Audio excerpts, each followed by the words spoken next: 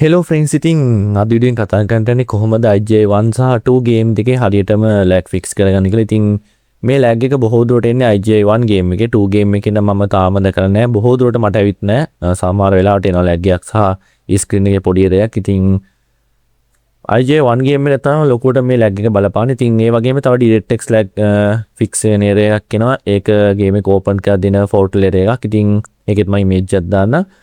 ඒ එක සහ IJ1 game එකේ ලැග් එක හරියටම ෆික්ස් කරගන්න පුළුවන් ඔයාලට මේ වීඩියෝ කරා. ඉතින් අපි යන්න අපේ වීඩියෝ එකට.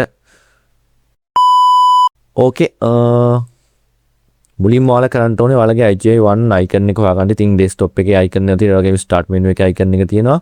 මේ විදිහට icon එක වහන එක right click කරලා ඔයාලා මෙතන file location දීලා ඒ window එක අපි දකුණු පැත්තෙන් display වෙන්න දාමු. ඊට පස්සේ ඔයාලා Google එකේ search කරලා DG Voodoo කියලා. ඉතින් DG Voodoo කියලා search කරලා එන පළවෙනි link එකේ ගිහින් මේ software එක download කරගන්න. මම download link එකක් ඕනනම් දාලා තියන්න. ඊට පස්සේ ඔයාලා software එක download කරන එක extract කරගන්න. extract කරගත්තාන් පස්සේ DG Voodoo කියලා මෙන්න මේ වගේ file එකක් open වෙනවා. ඉතින් ඒක අපි වම් පැත්තෙන් display වෙන්න දාගමු. ඕකේ.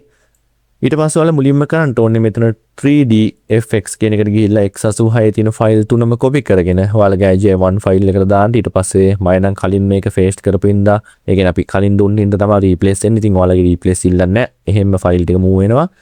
ඉතින් මම මුලින්ම replace කියන එක දෙනවා. ඕකේ, එතන complete. ඊට පස්සේ අපි මේකෙන් DG Voodoo එකෙන් back කරලා යනවා MS එකට. MS එකට ගිහින් ඒකෙත් x86 තියෙන ෆයිල් හතරම copy කරන.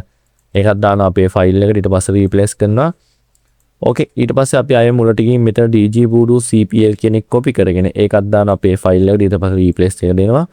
ඕකේ, ඉතින් ඊට පස්සේ අපි කරන්න ඕනේ මුලින්ම මේ window එක close කරන අපි මේ window එක lock කරගමු.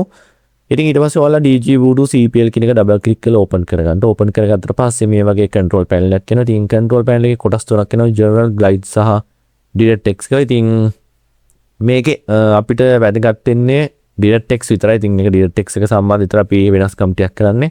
අනිත් දෙක default එනවා. ඉතින් අපි එහෙම තියලා අපි යන DirectX එකට.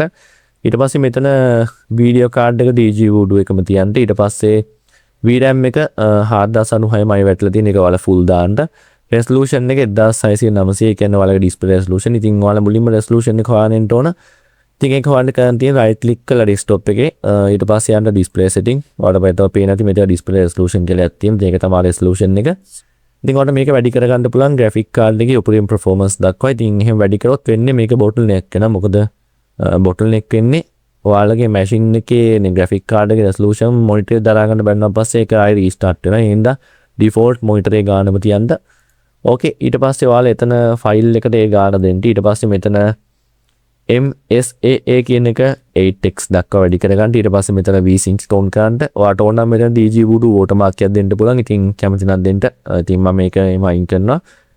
අනිත් ඒවා එහෙම default තියලා ඔයාලා මෙතන apply කරලා okay කරන්න. okay කරලා ඔයාලා on කරන්න ඔයාලා IJ1 game එක. ඕකේ, ඔන්න game එක හරියටම open වෙනවා. ඉතින් සමහර අයගේ මේ game එක පාන්න නිසා open වෙන්නේ නැති එකක් වෙන. ඉතින් ඒකත් මේකෙන් fix කරගන්න පුළුවන් game එක install කරලා launch කරන්න කලින්. ඉතින් අපි මෙතන play project IJ එකට ගිහිල්ලා frame yard කියන mission එකට යමු. ඕකේ, ඔන්න අපි අපේ mission එකට වර පේනවා. දැන් අපි හැරෙද්දි කිසිම lag එකක් නැහැ. smooth එක වැඩ කරනවා. වර පේනවා මේ Jones ඩිංගක්වත් මචං lag දෙන්නේ නැහැ. smooth වැඩ කරනවා. මේ ඔය shoot කරත් මේ බලන්න. ඒ ගානට smooth වැඩ game එක. ඉතින් ඔයාලට පේන්නේ මේ text එහෙම ගානට තියෙන quality එකට. ඉතින් වීඩියෝ එකේ පොඩ්ඩක් quality එක drop වුණොත් ඒ text එක drop වෙලා පෙනේ. but normally ඔයාලා මේක install කරාන් පස්සේ ඔයාලට පෙනේ මේකේ උපරිම quality එක පේනවා. game එකේ දැන් high quality එකක් වගේ පේනවා. මොකද පරණ game එක ලොකු resolution එකක් අපිට බලාපොරොත්තු වෙන්න බෑ. ඕකේ අපි ladder එකට යමු. ඉතින් පාර්ට්නර් ගේම් එකක් උනම් මේක ප්ලේ කරන්න ආස ප්ලේයර්ස්ලා ඉන්නවා. ඒ කියන්නේ අපි අලුත් කොල්ලෝ. ඉතින් ඒගොල්ලන්ට මේක මේ ක්‍රමේ හරහා පුළුවන් හරියටම හදා ගන්න ලොකු වෙලාවක් යන්න. විනාඩි 4ක් අපිට වීඩියෝ එකක් ගිහින් ඉතින් අපි යන් ආයෙම අපේ ඩෙස්ක්ටොප් එකට. ඕකේ, ඉතින් මට මේ වීඩියෝ එක ඕනේ කොහොමද IJ1 ගේම් එකේ ලැග් එක හරියට ෆික්ස් කරගන්න කියලා කියලා දෙන්න. ඉතින් IJ2 ගේම් එකේ එකක් ෆික්ස් කරන්න ඊළඟ වීඩියෝ එකකින් ගේන්න. ඉතින් වීඩියෝ එක ලයික් එකක් දාන්න, channel එක subscribe කරලා ඉතින් හැමෝම bye BS.